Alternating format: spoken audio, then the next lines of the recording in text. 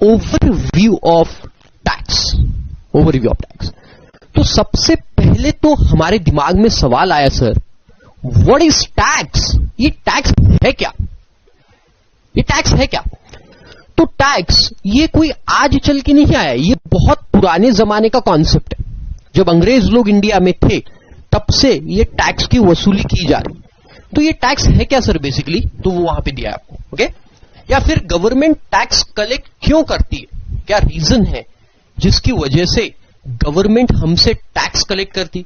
बहुत सारे सवाल हमारे दिमाग में आते हैं सर, ओके? तो इन सब के जवाब अभी यहां पे लिखे हुए हैं, ओके? चलो देखो, tax is mandatory payment to be made by the people including corporate entities. Corporate entities मतलब company, corporate entities to the government. तो ये मैंडेटरी, ये ऑप्शनल नहीं है। मतलब ऐसा है क्या चलो मेरे मन में आया तो टैक्स भर दूंगा, नहीं आया तो नहीं भरूंगा, ऐसे नहीं। आपको अगर आप इनकम कमाओगे, देखो इसका नाम ही इनकम टैक्स, अगर आप इनकम कमाओगे तो आपको टैक्स भरना पड़ेगा, right, to the government. In other words it is necessary consideration for living in civilised society. तो अगर आपको ये सिविलाइज्ड सोसाइटी में रहना है तो फिर ये नेसेसरी पेमेंट है कि आपको, नेसेसरी है कि आपको क्या करना पड़ेगा बेटा, टैक्स का पेमेंट जरूर करना पड़ेगा। So it is necessary for you to make the payment of tax if you are living in civilised society. आप सोसाइटी में रह रहे हो तो आपको टैक्स का पेमेंट जरूर करना होगा, ओके? अच्छा, ये एक बार पढ़ के रखना है, इसको वापस कभी भी आपको देखना नहीं, ओके? लेकिन आप चूंकि एकदम ही नए हो तो मुझे आपको बताना जरूरी है कि टैक्स क्या होता है एंड ये कैसे, इसका स्ट्रक्चर और क्यों गवर्नमेंट कलेक्ट करती है, ऑल, है ना? तो इसलिए मैं आपको बता रहा हूं। देखो, the taxation structure of a country can play a very important role of working of economy. Economy run करने के लिए, है ना, गवर्नमेंट को पूरा इंडिया को चलाना है ना, अच्छे से रोड प्रोवाइड करना है, इंफ्रास्ट्रक्चर प्रोवाइड करना है, तो इसके लिए टैक्स तो लगेगा। पैसा आएगा कहां से? तो ये सब चीजों से पैसा जो आएगा वो इंफ्रास्ट्रक्चर या फिर बाकी सब चीजों के लिए गवर्नमेंट यूज करती है। Earlier very few people were paying the income tax and hence government implemented a very high rates of taxes to maximise the collection. अभी क्या होता था कि पहले बहुत बहुत ही कम लोग टैक्स पे करते, तो यू डोंट बिलीव पहले टैक्स के रेट 97% तक हुआ करते थे। बहुत पहले की बात, मतलब आप ₹1 कमाओगे तो 0.97 पैसे आपको गवर्नमेंट को देना पड़ेगा। ऐसा क्यों? अरे क्योंकि गवर्नमेंट के पास पैसा भरने वाले लोग ही बहुत कम थे, तो उनको पैसा ज्यादा कलेक्शन चाहिए तो रेट ज्यादा बढ़ाना पड़ता था। लेकिन अब क्या हुआ कि अब लोग टैक्स, मतलब अवेयरनेस आ गया, लोग टैक्स अब भरने लगे, है ना? गवर्नमेंट ने भी कुछ रूल्स स्ट्रिक्ट कर दिए तो लोग टैक्स भरने लगे। तो इसलिए अब उन्होंने इन रेट्स को कम करते गए, ओके? तो देखो वहां पे वही लिखा है, but currently the government wants more and more people to fall in the ambit of tax and increase the tax payers. तो ये टैक्स पेयर्स को बढ़ाना चाहते हैं, है ना? टर्नओवर ज्यादा हो गया तो प्रॉफिट अपने आप आपको ज्यादा हो जाएगा, है ना? तो प्रॉफिट एक यूनिट पे कम है, बट अगर वो यूनिट बेचना ही आपने बढ़ा दिया तो फिर क्या हो जाएगा कि वो प्रॉफिट ऑटोमेटिक ज्यादा होने लगेगा।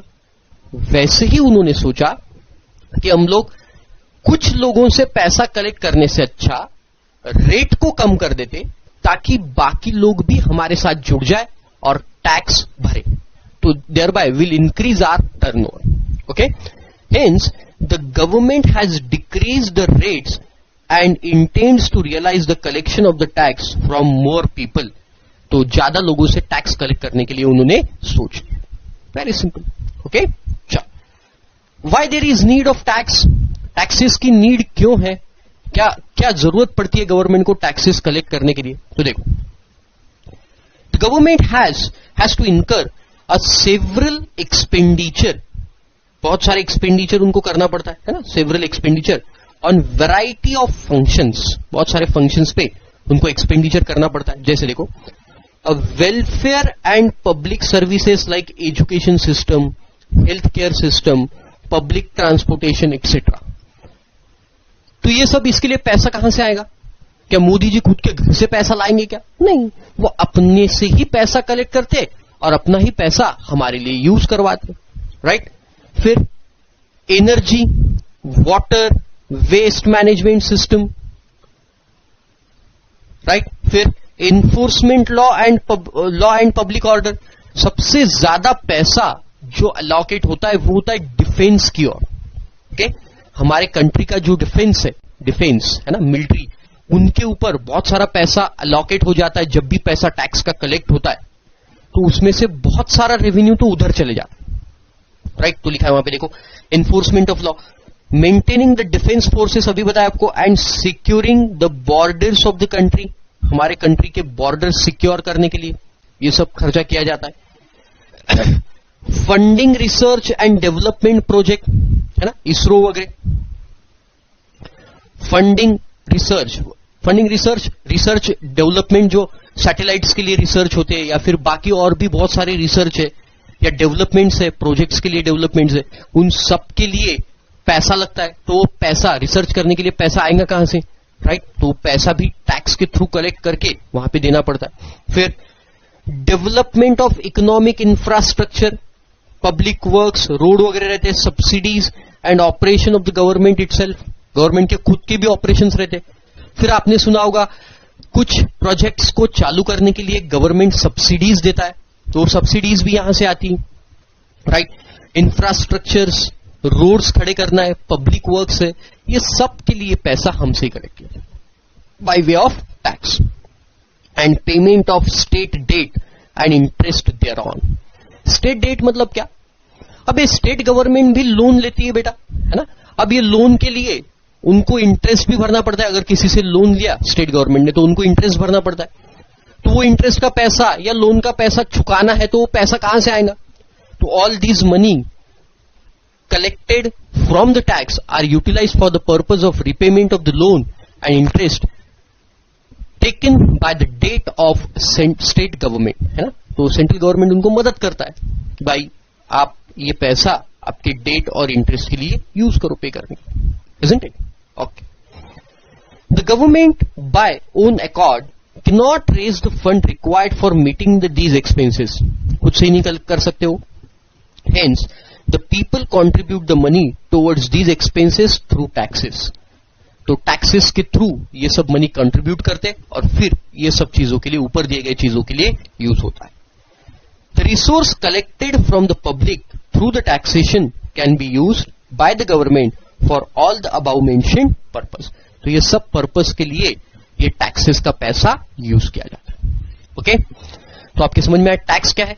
बेसिकली टैक्स एक बर्डन है, क्योंकि क्या है कि अगर आप मुझे बोलोगे कि मैं इतना पैसा कमाऊंगा और उसके बाद मुझे इसमें से 30% पैसा, जैसे maximum rate in India is 30%, तो 30% पैसा मुझे गवर्नमेंट को देना है, तो मुझे बड़ा पिंच होता है कि यार इतना पैसा मैंने मेहनत से कमाया, अब उसमें से कुछ पैसा 30% पैसा मुझे गवर्नमेंट को देना।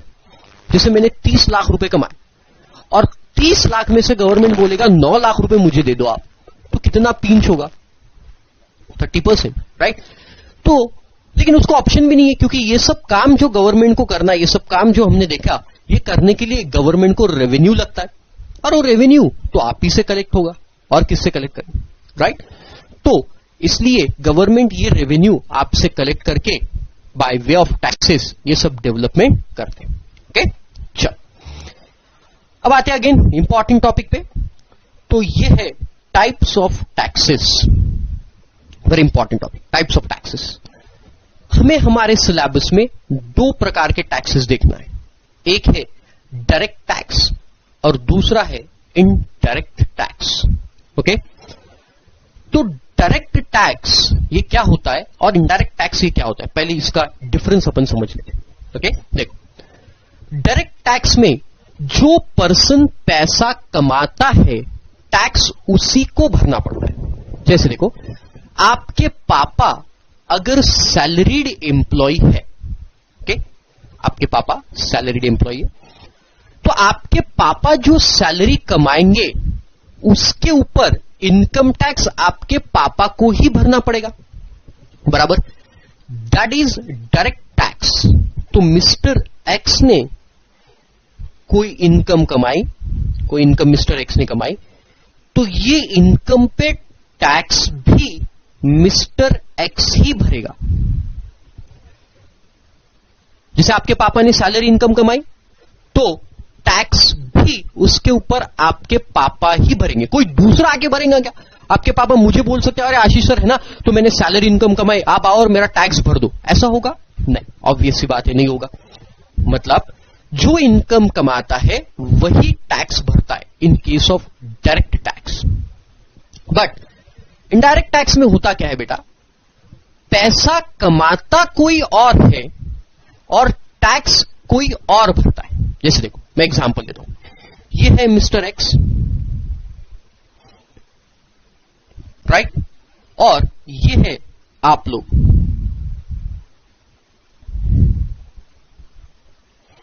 और यहां है गवर्नमेंट, राइट।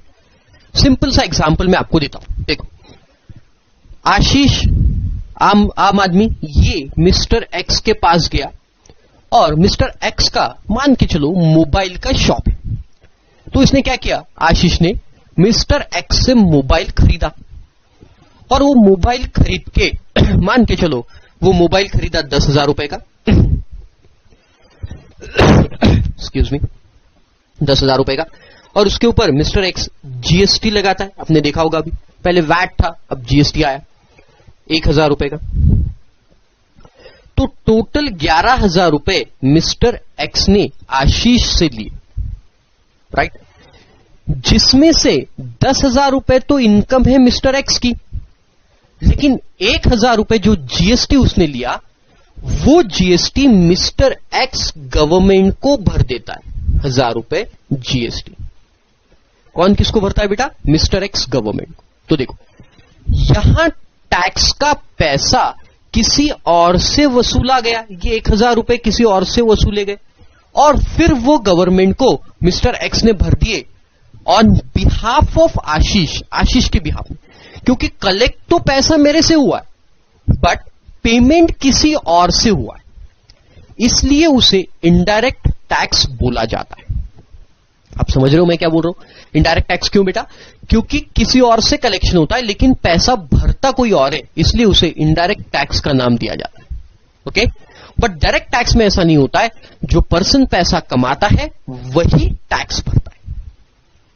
जैसे देखो, लेकिन इसमें मिस्टर एक्स जो 10,000 उसकी इनकम है, ये इनकम पे जो इनकम टैक्स आएगा, ये इनकम पे जो इनकम टैक्स आएगा वो इनकम टैक्स मिस्टर एक्स को खुद ही को भरना है गवर्नमेंट को, so that is income tax. और वो इनकम टैक्स कौन से नेचर का है बेटा, डायरेक्ट टैक्स, करेक्ट। अब आप समझिए, गेटिंग द पॉइंट।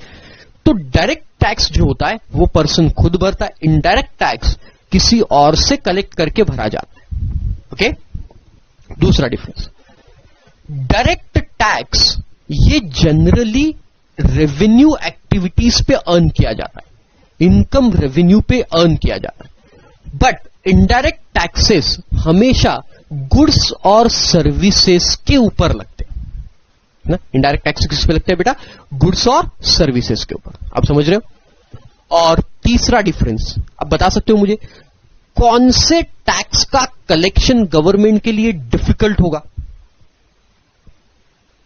करेक्ट, कौन से टैक्स का बेटा, डायरेक्ट टैक्स का, क्योंकि डायरेक्ट टैक्स को लोग चुराते हैं, छुपाते, इनकम को छुपाएंगे तो टैक्स बच जाएगा, टैक्स की चोरी हो जाएगी। तो डायरेक्ट टैक्स का कलेक्शन गवर्नमेंट के लिए रिलेटिवली डिफिकल्ट होता है, बट इनडायरेक्ट टैक्स का कलेक्शन आसान होता है, क्योंकि देखो मिस्टर एक्स तो किसी और से पैसा कलेक्ट कर रहा है और वो दे दे रहा है, राइट। तो ये कलेक्शन रिलेटिवली इजियर होता है as compare to the direct taxes. आप समझ रहे हो बेटा, कहने का मतलब जो डायरेक्ट टैक्स है वो डायरेक्ट टैक्स डिफिकल्ट होता है कलेक्शन के लिए, जबकि इनडायरेक्ट टैक्स आसान हो जाएगा, राइट। डायरेक्ट टैक्स में पहले वेल्थ टैक्स भी हुआ करता था, लेकिन 2015 से इस वेल्थ टैक्स को निकाल दिया गया। अब सिर्फ और सिर्फ इनकम टैक्स डायरेक्ट टैक्स के दायरे में आता है, और इनडायरेक्ट टैक्स में जैसे कि आप सब लोगों को पता है अभी क्या आ चुका है बेटा, जीएसटी। इससे पहले service tax, VAT, excise duty हुआ करते थे, अब वो सब खत्म हो गए और अब जीएसटी आया हुआ है, और इसके साथ इनडायरेक्ट टैक्स में कस्टम ड्यूटी भी है जो आपको अभी भी पढ़ना है, लेकिन वो फाइनल लेवल पे, एग्जीक्यूटिव लेवल पे आपको नहीं है, या आईपीसीसी लेवल पे बहुत कम मायने में। ओके, तो इनडायरेक्ट टैक्सेस के दो टाइप्स है, जीएसटी और कस्टम ड्यूटी, और डायरेक्ट टैक्सेस में सिर्फ और सिर्फ इनकम टैक्स। ओके, इस प्रकार से डायरेक्ट और इनडायरेक्ट टैक्स का बाइफर्केशन। ओके।